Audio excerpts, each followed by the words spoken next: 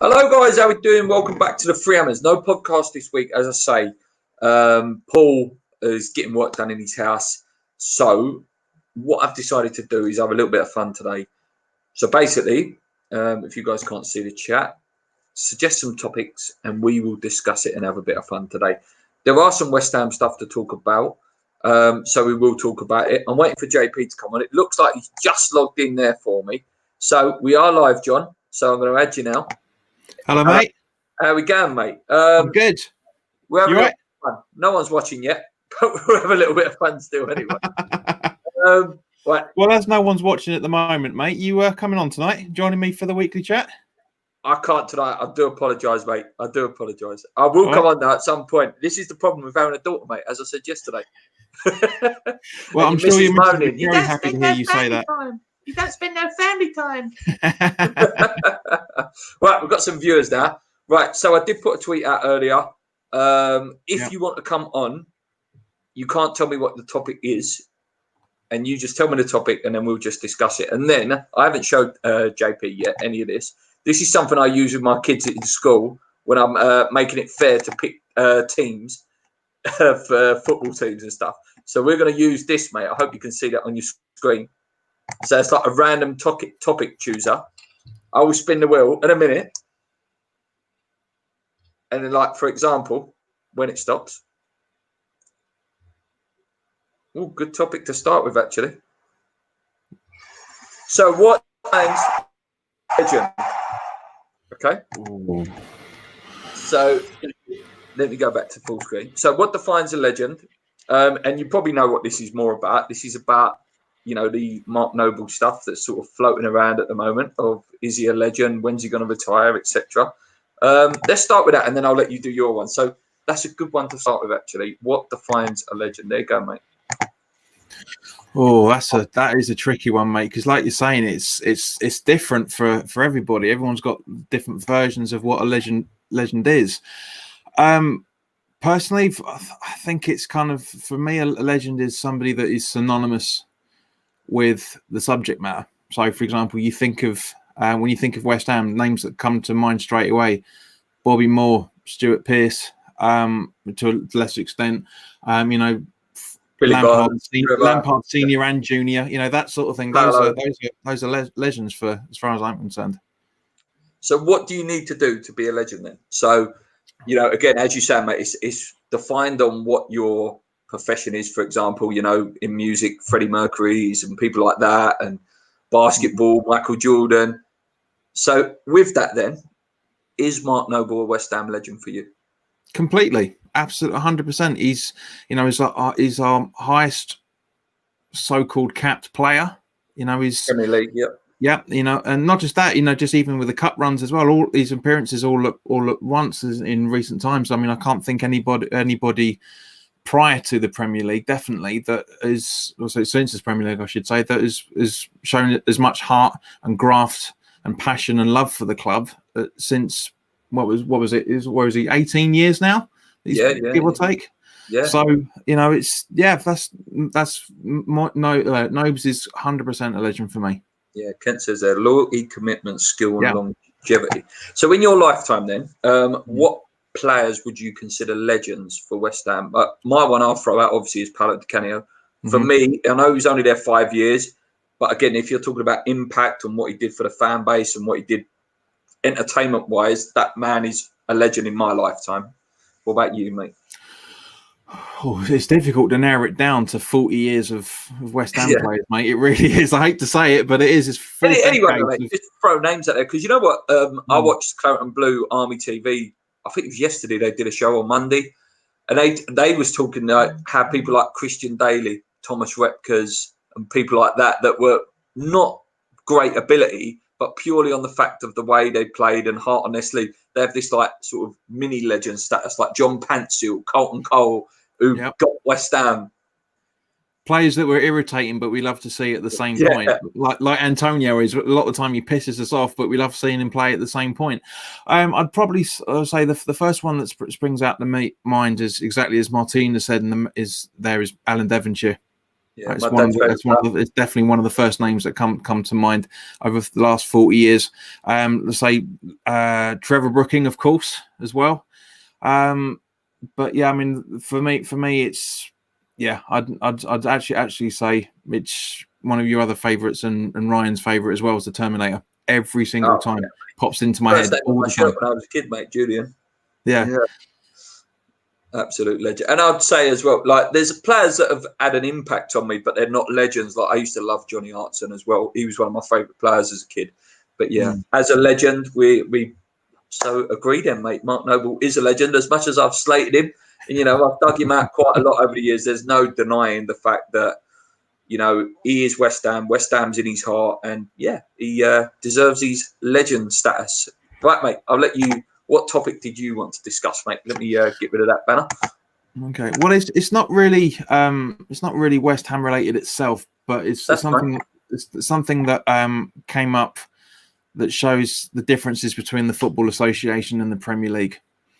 Last night it was confirmed, yesterday afternoon I should say, it was confirmed that the teams who lose the first round of the FA Cup this season are going to get a share of 25% of the winners' payout when whoever wins the FA Cup. What are your thoughts on that, mate? So they get 25% if they go out. If they, the losers out of the first round, that all the teams that lose out of the first round will get a share of the 25%. That's really good, isn't it? I think that's really good because 25% to, I don't know, I'm going to throw a name out there, Morecambe or hashtag United. I don't know. That's massive for them. That pays for their kits, pays for the tea lady. I assume the players at that level are not on masses of money as well. I think that's a really, really good idea. What was your opinion on it? What did you make of it? Did you think it was good? I absolutely love this, and to be honest with you, I'm surprised that the FA haven't done this before. I really, it's that's what I'm saying. That's why I said that when I asked you the question was that it shows the differences between the FA and the Premier League. The Premier League are just arrogant, aren't they? They're very much we're ourselves. It doesn't matter about the little bit. When it just shows with all this Project Big or whatever it was called, and all this stuff about the Europa League that they want to start up. The quitting Barcelona president said it last night as well. But it is in motion, and it's just the arrogance of it. It really is. Well, I take quite a lot of umbrage of what the Barcelona owner said. So that he was one of the ones that agreed to have this European Premier League. I mean, no surprise. I mean, let's not forget the Premier League is the chair people of every single Premier League club. So but like you said, we're all saying it at the moment, and we'll be talking about that tonight as well. Is that how corrupt football is? It's unbelievable. I mean, it always has been to a degree, but at the same point, nowadays it's the worst. It really is the worst, and it's dividing a lot of people in good ways as well as bad ways. As I've mentioned many times, this looks like I'm going to be joining you in the ranks next season, mate. I'm not having a season ticket anymore because really? I'm out of love. It's just like with AJ from Kiwi Hammers. He said that he's stepping down from making this content. GSB or just football in general? It's mostly GSB, but just the way things have been dealt with over the last few years, and it's the straw that broke the camel's back.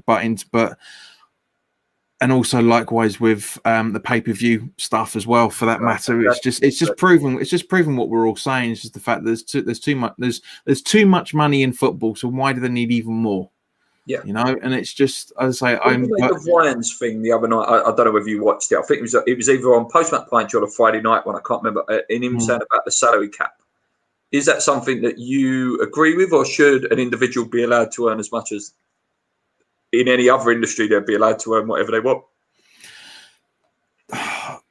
Not to sound too much like I'm sitting on the fence here, mate, but it should really be a combination of both. It really should be a fact. It's like, for example, if you wanted to go and work for a different school, right? You'd obviously want to go and get a few extra quid in the back pocket, and likewise you'd apply for the same role at a different school that's earning a bit more money. That's how it should be. But at the same point, I'd love to have an agent sort out my next job. Oh yeah, I would love the job of being that agent. So twice a year I go out and get like £1 million bonus. Exactly. I mean, this is the thing. It's more of a fact of, yeah, I agree with the wage cap, because if clubs had wage caps, we wouldn't have seen Wigan fold. We wouldn't have seen Huddersfield. We wouldn't see Southend on the verge of it. You know, and so it's. I also think as well, if there was a wage cap, again, this is utopia world. If it was okay, so home tickets and away, like they do with away tickets, are £30. If it was like, okay, no ticket can be more than £50 home game, and that in effect helps the wage cap, you know, because then we get a reflection of it, and it keeps football as a people's game, working people's game. No. Yes and no. I mean, it will do from a supporter's point of view, but it will have no impact on anything else, because the where all clubs get their money from is the TV deals, mate. Yeah, if we're paying less as supporters, they'll just get more money from the TV companies. That's it. Yeah, that's the shame. That's what I'm saying. That's why we're all saying there's too much money in football, is because 40, 50 years ago, your season ticket went to help run the football club and everything else. But ever since, in the last 27 years since the Premier League's been around now, we don't matter as supporters, and this season's proving it. We don't matter, because if we were vital to clubs being run, we'd be back at the stadiums. Yeah, simple as that. But we're not. Darren says, as a result of this, can you see any match fixing? It went on last year. Dean, see what he says. Yeah, it went on last year. That's why Liverpool won the league, didn't they? All VAR, allegedly. If the Premier League carries on the way it's going, I can see clubs being franchises and being no relegation, promotion, etc. The people's game is getting further and further away. So that would be like a sort of NBA style. American football. I can see that happening. Exactly that model. I can see it happening. Maybe a 10, 20-year project, but definitely something I could see happening, because all these American owners, I think it was Gonzo that made that point. You know, this is what you get when you get loads of American owners. They know what works over there. It's very successful over there, the NBA. We can't take that away, but they've not known any different from what we know. You know, you take away relegation, it's a bit boring. Kills the dream. West Ham are never, ever going to win the league if that happens. Never. No. Not that we're going to anyway. I mean, I mean, when I was growing up, I was a big 49ers fan. I was about to say 69ers then, but no, he's a 49ers fan. And that's another conversation. And then when the NFL went into the same thing of they just had leagues and that's it. There's no competition in any shape or form. That's why I stopped watching it. And we are just 3 or 4 years away from it. All clubs are franchises already.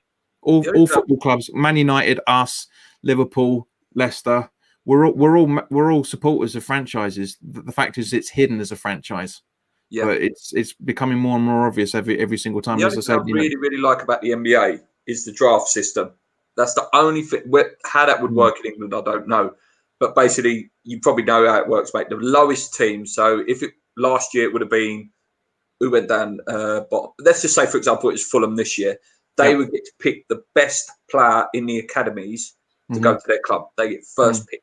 So it tries to keep it fresh. That's the only thing I do like about and I like the All-Star game as well. I'd love to see an All-Star game, Premier League All-Star game. That's about the only thing I like about that NBA franchise thing. But this is the thing that's you and Paul touched on it the other week. Is the one of the reasons why the NFL teams are? I know you're talking about basketball, and I'm talking about NFL, but it's still exactly the same thing. Is that both sets of sports are linked to their colleges? Yeah, that's it. And so we'll be getting UEL players then. But that's the thing.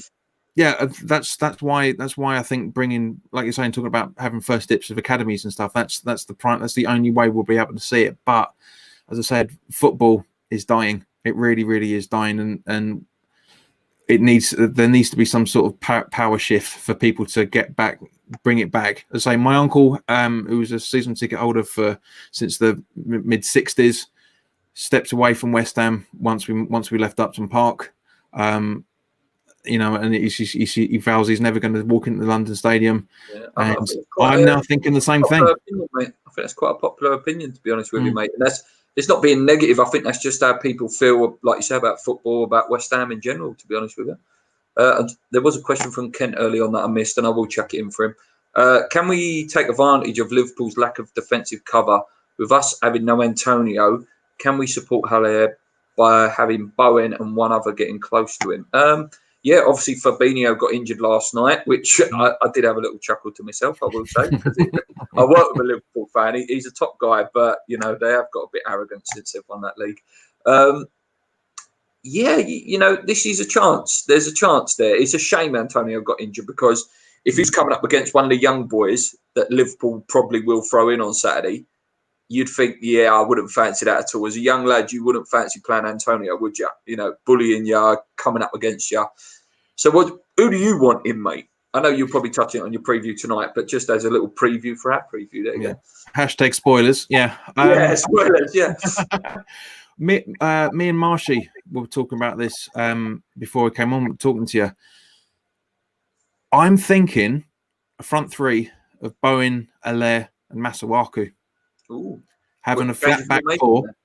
Having a flat back four. And going for a 4-3-3 with Masuaku up alongside Haller. I think that will be the only... I mean, Liverpool have been the same way for the last 30, 40 years. Their mentality is if we concede 2, we'll score 3. But they've always been that way. Yeah. Liverpool's defence has always been shocking. With the brilliant display we had with them at Anfield last season. Yeah, was brilliant when he came on. Yeah, what was it? We lost. What was it? 3-2, I think. 3-2, but we had brilliant. We had a brilliant performance.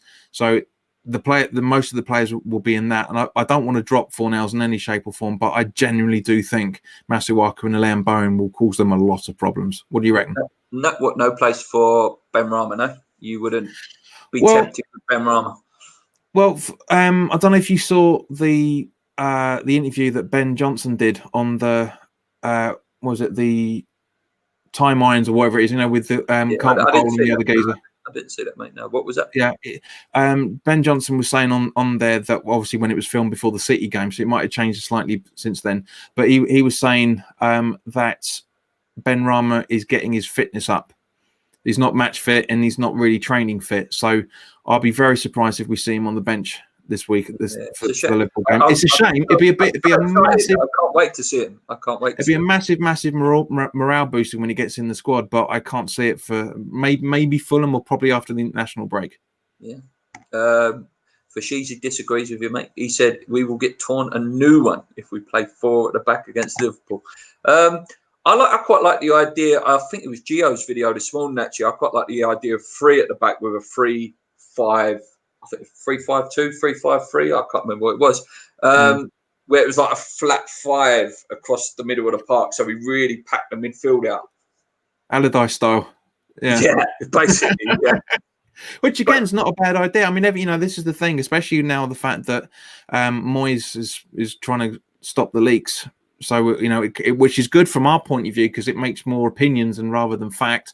But at the same time, I mean, everyone's opinions are completely different. I mean, Neil, good to see you, Neil. Mate, it's been a while. I'd take that. Yeah, definitely. Yeah. I mean, having what was it? Where we're looking at? So we've got flat back 5-4, 5-2-3. Yeah, fine. This is the thing. Everybody's maybe to bring Lanzini in as well. If you wanted a little bit more pace and spark, I don't know. As a sub, mate. As a sub. Yeah. Because I know, everybody's been waxing lyrical about him since the Spurs goal, and quite rightly so. Yeah. But let's not forget what happened before that. That's it, he's still been a little bit wonky. So Benrahma already had a couple versus Fulham. Yeah, he scored that absolute worldie against Fulham. If you haven't seen it, guys, go and check that out on YouTube after this. He does a backwards nutmeg. It's just ridiculous. Absolutely ridiculous. Andy Miles has confirmed what I was talking about is the inside irons. Yeah, inside irons. Yeah, right. I'm going to go back. Oh, wait, actually.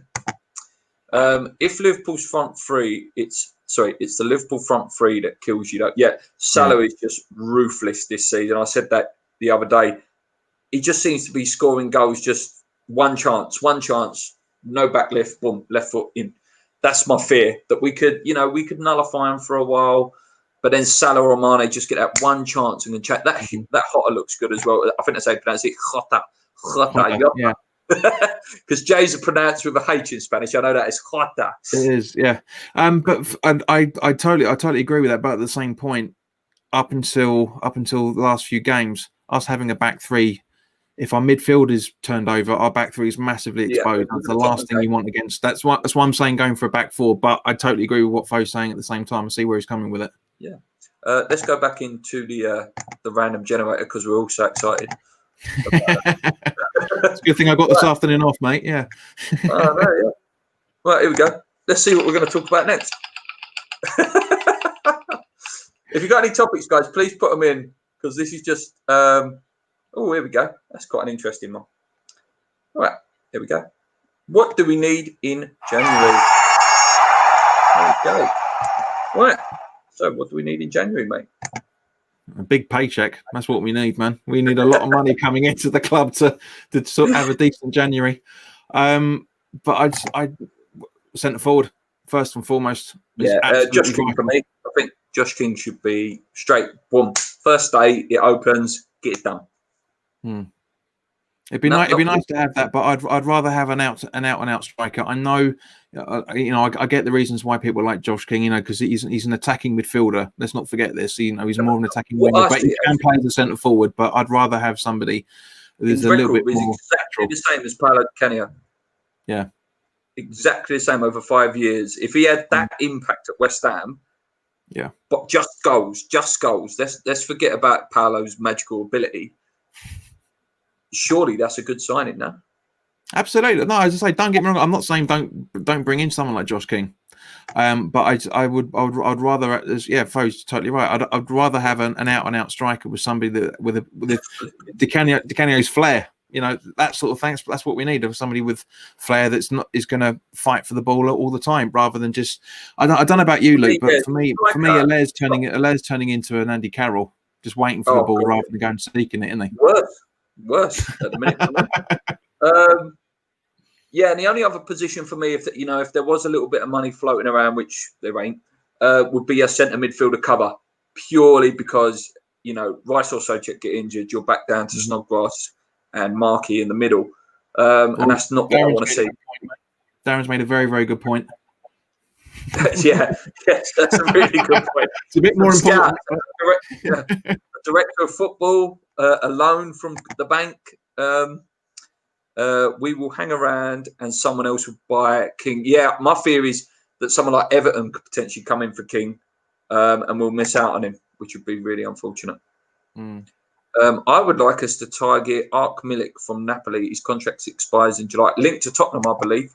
Okay. I remember him, I think it was the Euros a few years ago, and he was in my dream team. I just was looking for like one of those random ones that can fit in, and he scored quite a lot of goals in the Euros that year. So it would be a good signing, but I think he's a bit too big for West Ham, unfortunately.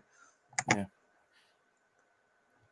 JP, I disagree. He's a striker, Josh King. He's a second striker. He's not an out-and-out striker. Yeah, he's more of like he's a number 10.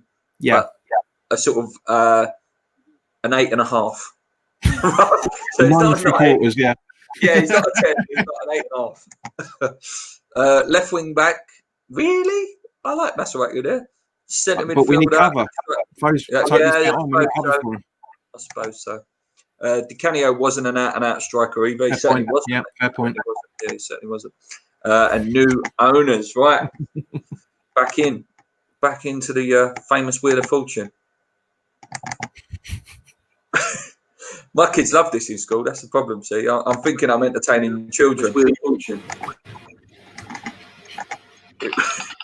My kids love this in school. That's the problem. See, I'm thinking I'm entertaining children. Wheel of Fortune. Echo.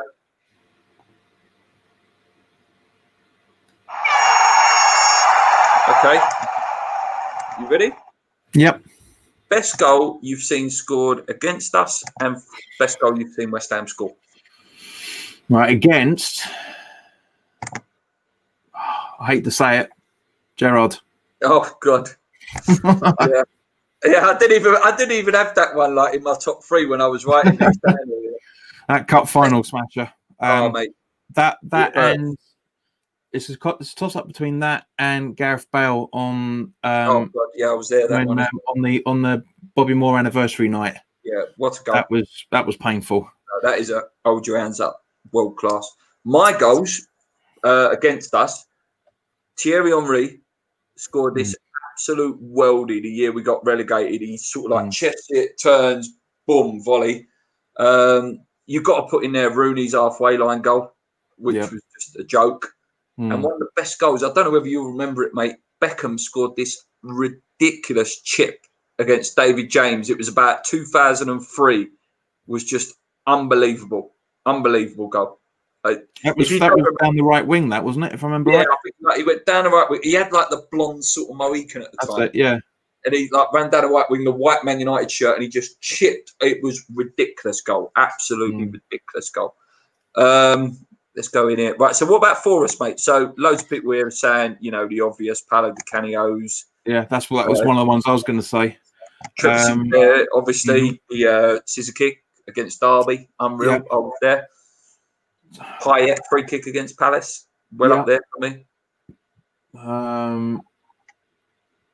Probably the 4 is a toss-up between Payet's goal against Borough, unbelievable, or Di Canio's goal against Wimbledon. I think. Oh, that one, yes, great shout. Great shout. Both of those are absolutely technically nobody would be able to repeat that. Especially Di Canio's never be able to repeat that. No, mate, no.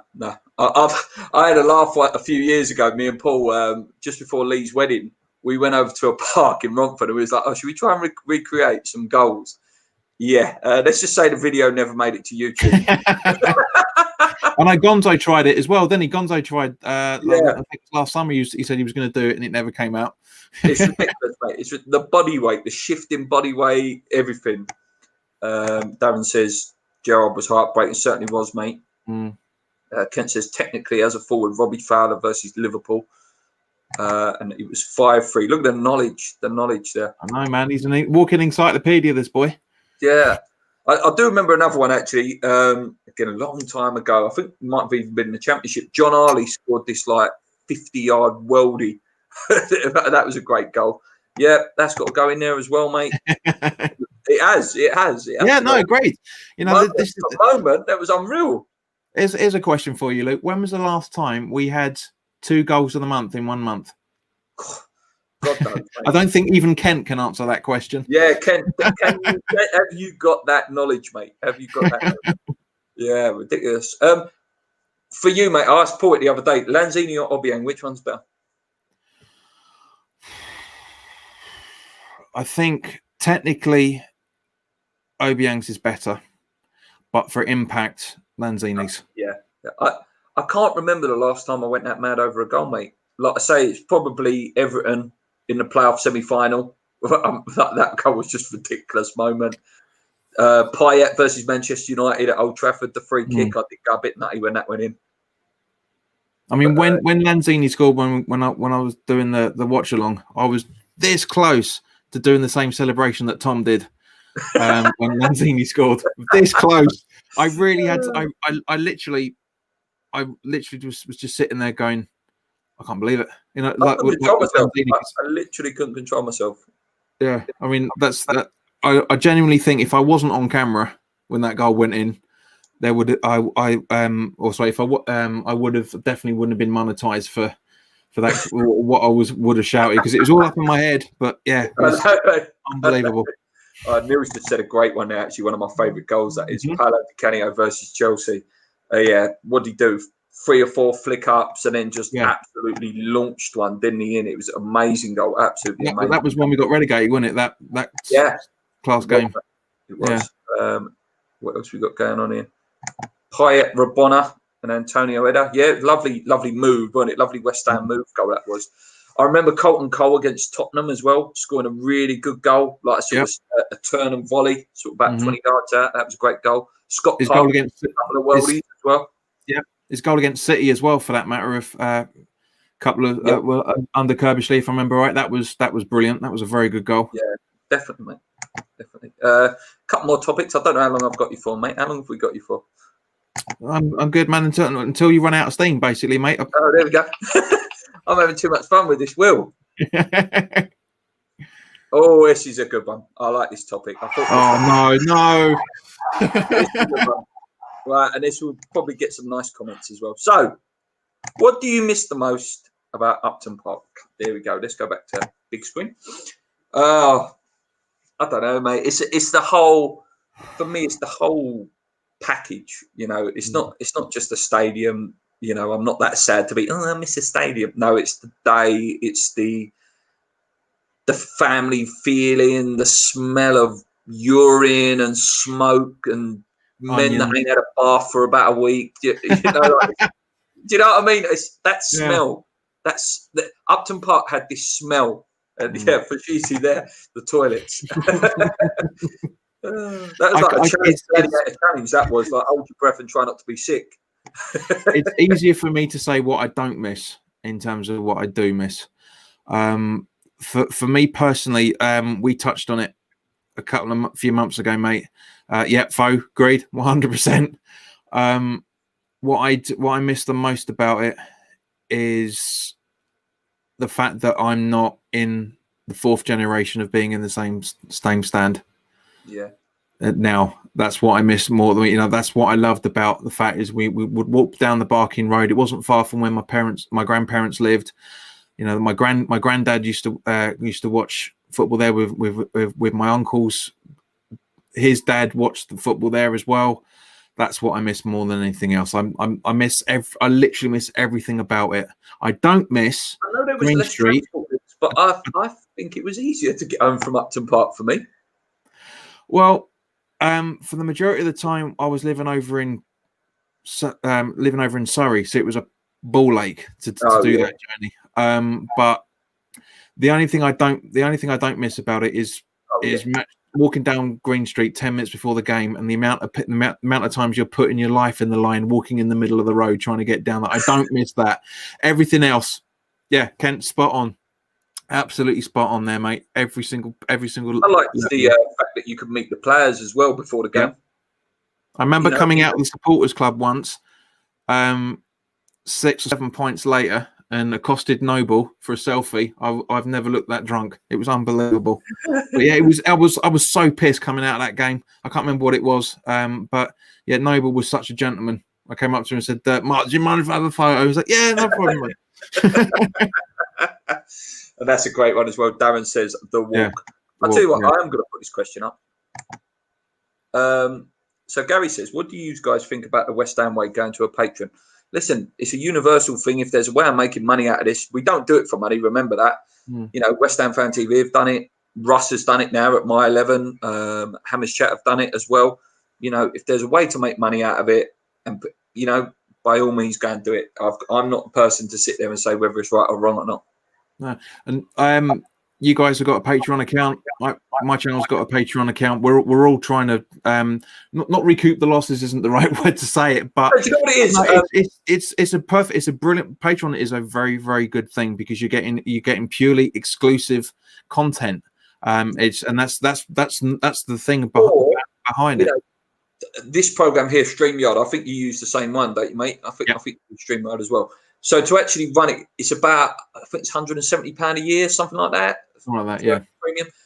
Having a patron, even if you weren't given exclusive content, pays for all the special little graphics that you can put in on these videos and stuff like that. And I think as a free member, which we are, because that's why that little powered by StreamYard thing's there, you only get a limit of about 20 hours in a month. Yeah. So that is why your videos at the moment for me are limited unless I film it on my phone like I did yesterday. So yeah.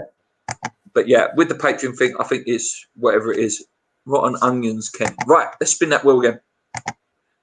We're going to go for a little while because I do enjoy talking to JP. Always fun. And where is that tonight? Oh, here we go. Which YouTube channels do you watch? So West Ham related or non-West Ham related? Mate, there's loads. Yeah. There's absolute loads. Then, away from West Ham from it, what is your niche? Like, if we were looking at your YouTube playlist, what would be the main sort of topic in there? My go-to channels are Clayton Fattori. He does very, very good content about the upcoming Jurassic World movie. He's Caravan of Garbage, very, very good channel. Minty's Comic Arts. He does very, very good movie reviews. Honestly, mate, there's loads. I had a look the other day.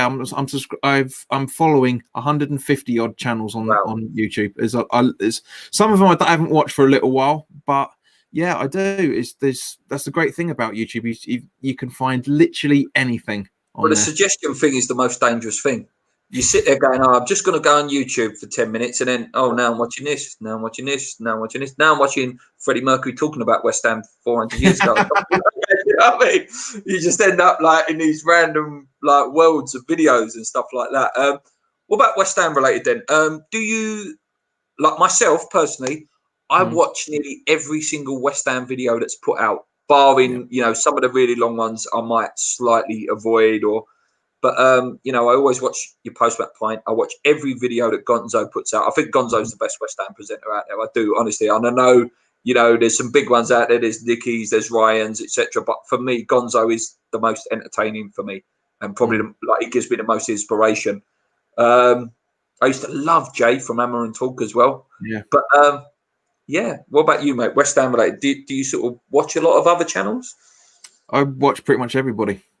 Because at the end of the day, it's always good to hear people's opinions, whether you agree with it or not. It doesn't matter. It's just the fact, sometimes I've been watching stuff and said, I don't agree with some of the things that you've said, with some of the things that Paul said, some things that Ryan said, but and I'm sure everybody watching there, and I know there's one viewer in here that didn't like me coming on last time, doesn't like what I've got to say. Fair enough, but because at the end of the day, YouTube is a free platform for anyone. I think the thing is with West Ham as well is, there are so many of us. There are so many. You've got your West Ham TV, you've got Hammers Chat, Russ, Lions United. Dare I say them on this channel?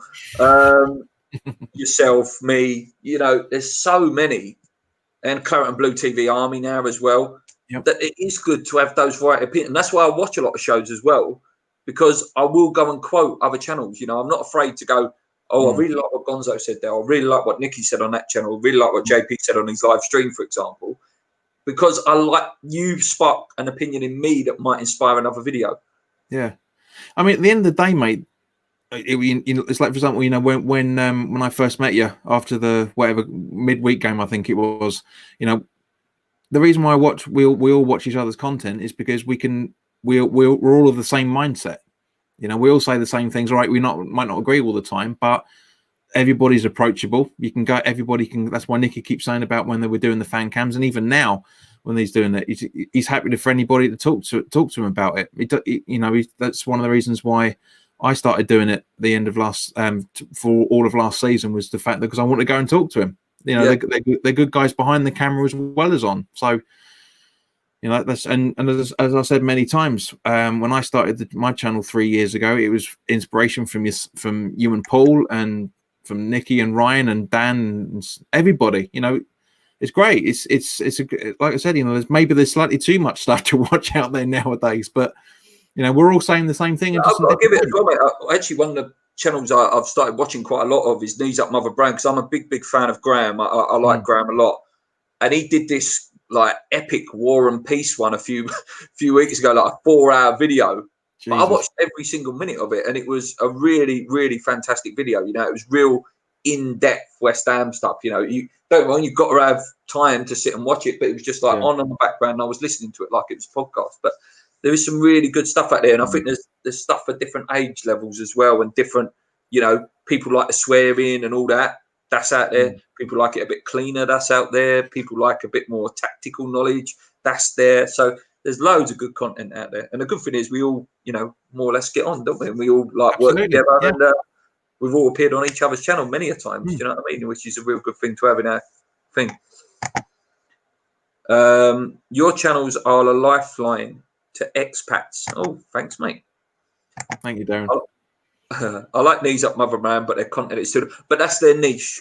Like, let's take nothing away from them for Sheezy. That is their niche. They come on with the epic podcast once a week or once a month, and that's their content. They're not, you're not West Ham Fan TV, you're not Hammers Chat, who are going to be 4 or 5 videos a day.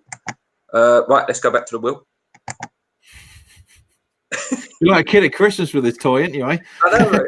Because I've not used it this term, because we're not doing any after school clubs, I've not had to use it for a while. Oh, it's a good one. And this is West Ham, right? So the most ridiculous rumour you've ever heard about West Ham. It's hard to narrow it down, mate, if I'm honest. Neymar coming to West Ham under Sam Allardyce era when he was about 19. Well, mate, it wasn't that ridiculous if you think about it. At the time, we've always been linked with kids a long time ago. We've always have done. I probably think the most well, certainly the most pathetic rumor I've read was probably the stuff that Golden Sullivan were putting out themselves, that we're trying to bid in for Lacazette and all that sort of stuff. You know, that, I think those were the times were the most ridiculous ones. What about a rumor that's come true? I'll throw one out there for you. Julian Faulbert to Real Madrid on loan. Yeah, I still can't. Apparently, the reason how that his performance against Spurs was the reason why he went to Madrid. Yeah, I don't remember having that much of a game, to be fair. But yeah, he's another. You know, if you look back on his career at West Ham, he came with a big reputation from Bordeaux, and he got injured, didn't he, in his pre-season? Then I don't know, just he was another like. I like Vogue. I thought it was good. But yeah, it was. I mean, for example, I'll never forget that own goal that he set up when we were down in the Championship was against Derby. Beautifully ran right down the right hand side, pinged it in, and the whatever defender bunked it in the back of the net, like Sanchez did against the other way. It was exactly the same sort of thing. It was beautiful. He got a really good goal against Hull, actually. I'm sure it was Hull, where he sort of outside the boat, ran into the box, edge of the box again. Kent will probably know that one. Bo makes a very, very good point, actually, if we can just touch on that for quickly. Oh, what, this one? Yeah, back to that one. Yeah. Because when people say year, it's taken two ways in the sports world. Yeah, is it May? Is it a calendar year, or is it the football year? You know, that's two totally different things. Like, just a really quick, like, couple of sentences about it. I think anything's possible, mate. But if it's going to be the end of the year, I think it's going to be the end of the football year rather than in the next 2 months. What you usually see with takeovers as well is it's usually really quiet. You know, it's again, West Ham are renowned for making things known. But if it happens, it's usually you find out about it. And in 2-3 weeks, it's done. Yeah. None of this like bidding wars or anything like that. It's just done. Yeah, and likewise for Newcastle, for example, the reason why that was leaked was because it was 95% done in last November. Yeah, that's the best rumor ever, mate, or the worst rumor ever you want to. You've got some laughs in the chat there, mate. Well done. Gary, spot on at next level. Right, back on the old spinner, Rooney. There's only a couple left.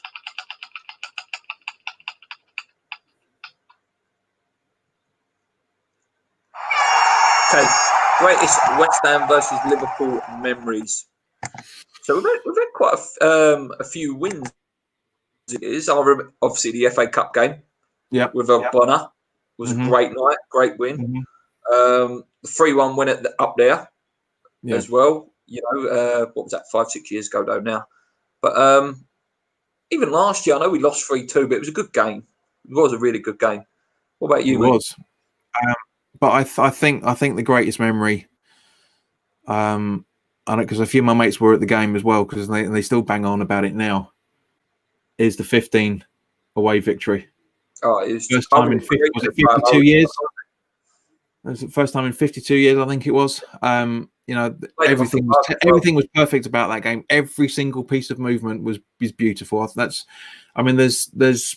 We've got quite a few other nice memories against Liverpool as well. Like, for example, when we beat them 3-1 when we got relegated, that was a great game as well. I remember Antonio and Carroll as well. I think it was a 2-0 win or a 2-1 win. Maybe Sterling scored in that game.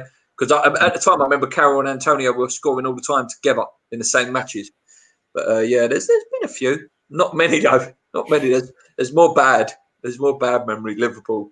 I've seen some absolute tonkins from Liverpool. I really, really have. What else have we got in here? Oh, why is that YouTube one still in there? I need to remove that one in a minute.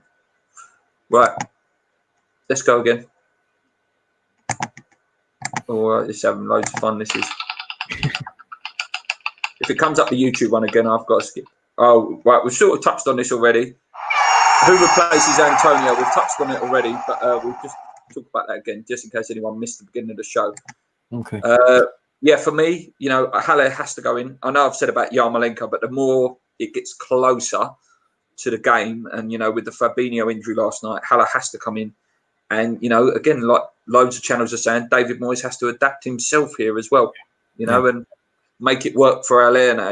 It's not you're coming in and being Antonio. It's we're going to make it work for you. What about you, mate? Yeah. For anyone who didn't see the beginning.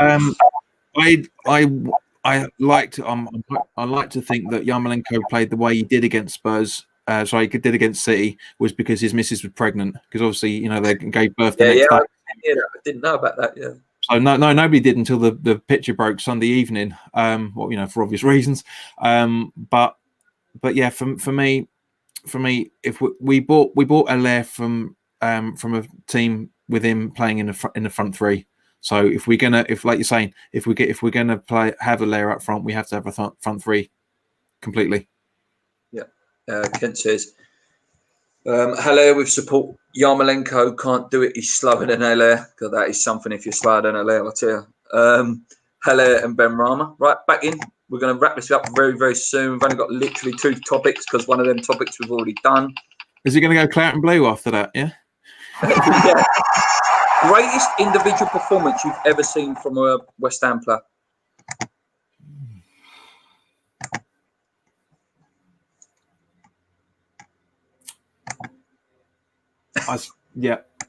I still think it's Payet against Borough. I can't think of anything anyone better than any one player doing a better individual than that. I can't. Parker against West Brom when we was 3-0 down, and the way he galvanised the team, and just Parker in general during those 3 seasons for me. Oh, mate, he carried us for 2.5. Mate, absolutely, he was so good. I know he's a controversial character, and a lot of West Ham fans don't like me talking about him.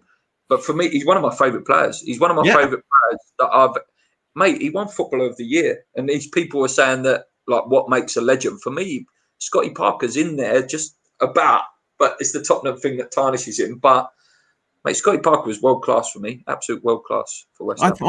I agree with completely. I mean, there's... personally, I think it's quite disrespectful for people to have a go at Parker for going to Spurs. His dad was dying. What else is he going to do? Do you know what I mean? But yeah, it hurts, of course. Our best player going to Spurs when we get relegated. But at the same point, yeah, Parker, especially that goal he scored against Chelsea. Oh God! When he was with us, that was unbelievable as well. Thinking about it, so but yeah, but in terms of greatest ever that I've seen. I hate to say it because I'm bored of talking about Payet, but yeah, it's Borough that Borough goal. It has to be. Yeah. Di Canio at Old Trafford, with the famous goal. That was great. Again, it's a team performance. It's very hard to pick out individual West Ham performances, actually, isn't it? Like I think of one like Winston Reid against Man City. If you want to pick out like just an individual game of someone being so good, you've got to be like looking at some like performances like that, maybe. And also his the game that gave him his status. Oh, yeah, the Millwall game. Mate. Yeah, he was brilliant in that game. Really good. Bearing in mind how shit he was when we first got him, he completely turned himself around. Yeah, Kent says Payet 15-16. Yeah, he was just a joy to watch every game. That again, that was a season ticket of dreams. I was a very lucky man to have a season ticket that year. The Park at Wigan, the home goal was magic. Yep, I was there with my dad. Amazing game. Right, back in the Wheel of Fortune. There's one topic left, I believe. Flip a coin. So it's not the YouTube channel. So it is Moyes wants to stop the leaks. There we go. That is the last topic we're going to discuss, mate, for today. So Moyes wants to stop the leaks. That's the big thing that it's the main news really of West Ham. If you type West Ham in on Google, that is what you'll probably find. A good thing, but will he be successful, mate? I think that's more the question. Will he be successful in his mission? To a degree, yeah, I think he will, because it'd be like the old days and when we used to pick up a newspaper on the Saturday morning to see he was playing in the game. That's That's what the way it should be. It's, it makes it very difficult for people like you and me and X to talk about things when there's no information coming out. I mean, let's not forget that Pellegrini tried to do the same sort of thing with the YouTube channel. He said, no, I don't want anybody seeing videos of us training, because people, I guarantee, people like, maybe not Mourinho itself, but managers will probably look at YouTube and have a look to see, right, they're training this way, I need to counteract it that way. And likewise with, like, for example, we were just talking, you did a video about it yesterday and everything with Antonio being out for 6 weeks. We wouldn't know that until David Moyes says it tomorrow or Friday, whenever the pre-match press conference is going to be. And it's a great thing from that side of things, because we need that old school approach to football, in terms of the fact that managers won't be able to plan 4 or 5 days in advance how to play against us. They should only have an hour or so, like they used to. That's the best thing for it. Where do you think the leaks come from? I think, like, Fashizi sort of makes a good point there, putting muzzle on Sullivan. Obviously, we know that some of that comes from there, don't we? Yeah, but it's not all. For those that have listened to the West Ham Way podcast, X has said on them numerous amounts of times of where he gets his leaks from, and it's not for me to say who those people are. He doesn't name any people, but he does name their roles. But that's where it is. It's where it is, and but at the same, it happens in every industry. It happens in every single industry. Oh yeah, mate, it happens. Even in my job, like back in March, I'm saying there's all these whispers like, "Oh, it might be a long time. The school might close," and we're all listening like, "Oh." But it's always hush hush secrecy. But little leaks come out, and then Chinese whispers, and it just gets more and more, more and more information, and these bits get twisted. I hope he is successful. I really hope he's successful in stopping the leaks, and it'll be very interesting to see what happens then if there is no leaks. Like, what in terms of, will we get a little bit more success without this stuff being leaked? Well, it will make, as I say, for Moyes' preparations, it will really, really help. It will really, really help, because I'm a big fan of X. I'm a massive fan. Agreed. But what do you make, like I say, and this is not X's fault. Please, I'm not digging X out, guys. What do you make of the fact that he does know the lineup on the day? It doesn't affect what other managers do. It doesn't affect our performance. But the fact that him as a fan knows the lineup with a good 3 or 4 hours before, what do you make of that? I'm not really fussed, if I'm honest with you. I love X. He's a brilliant bloke. I've met him a few times, and as with the leaks being stopped, it's a very, very good idea. For one, as I say, it will cause, X might have some new hairs growing on the top of his head. He gets a lot of grief about when he says stuff, but they're always true. They're always true. Yeah, no, definitely. But as I said, I do genuinely think that it's not as much as we all, we're in a 24-hour media world now, mate. We have been for the last couple of seasons decades, I should say, when everybody wants to know what's going on all the time, and to not know is more interesting. As well. It might spark a better conversation when you don't know what's going on. I'm always for having a conversation about opinions and everything. Because therefore the less information we know, the more opinions we get as a result of it, and it will stop arguments as well, for that matter. When people are saying, "I think this is going," "Oh yeah, but X said that," but I know, but do you know what I mean? It's just that's half the problem with Twitter, which is one of the reasons why we hardly ever use the format. It's because you're seeing people arguing with each other. Just poison. You've got to have a thick skin to be on Twitter. Yeah, 100%. Hammer says, for you, mate, John, what time will you be going live later? Always same time, mate. 7 o'clock. 7 o'clock, guys. Put it in your diaries. Peter says, a controversial topic: match fixing in the Premier League, whether it be VAR or match officials and their individual preferences, also could put involvement where VAR is involved. VAR is very, very sticky subject, isn't it, in terms of the consistency, and what do you make, mate, of that, like, controversy behind that? Is there sort of like a hidden agenda there, and some decisions are not going one way? And it's got nothing to do with VAR, mate. It's the people that are using it. It's the same officials that have been making the same stupid mistakes for decade after decade. That's half the problem.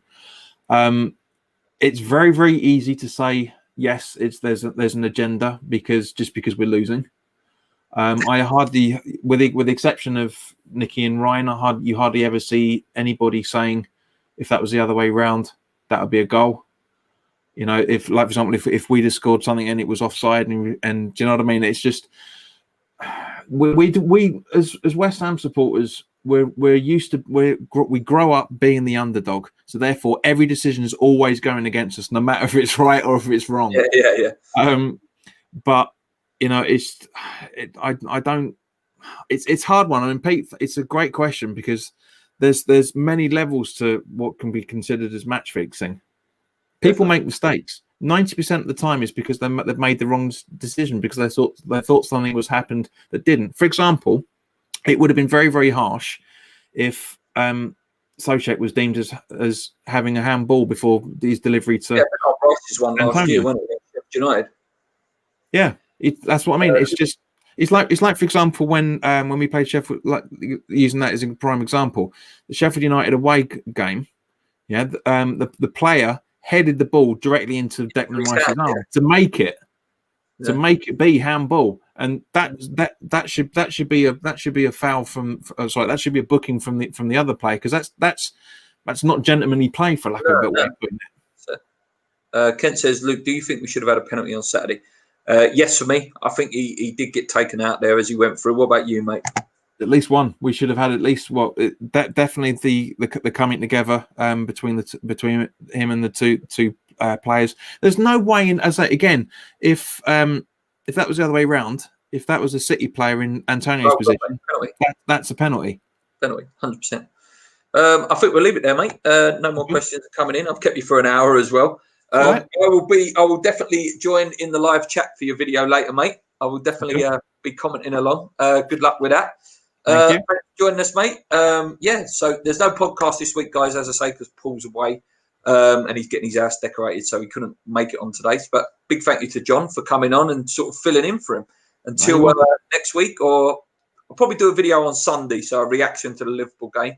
Come on, you irons. Keep believing. Let's go. Subscribe to John as well, please. By all means, I'm trying to get to 2,000, so yeah, it'd be nice.